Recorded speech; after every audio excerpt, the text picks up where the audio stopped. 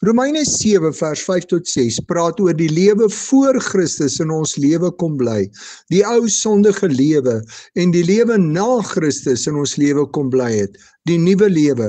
Ons hoor dat in ons ou lewe ons sondige hartstogte deur die wet van Moses wakker gemaak is. Dit mag vir ons vreemd klink, maar is dit nie so dat die oomblik wat jy hoor jy mag nie iets doen nie, jy dit juis wil doen? Jy weet jy moet nie so baie soet goed eet nie, maar ai, dis so lekker, daarom doen jy dit. Jy weet jy mag nie oor die spoedgrens ry nie, maar jy wil, want jy is haastig. Die vrugte van hierdie ou lewe was die ewige dood, die hel.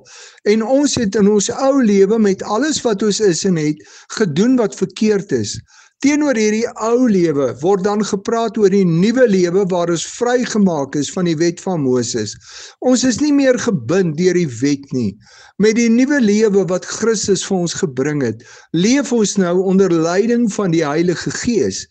Daarom word ons lewe heeltemal nuut en word die vrug van die Heilige Gees in ons daaglikse lewe gesien, omdat Jesus nou in en deur ons leef.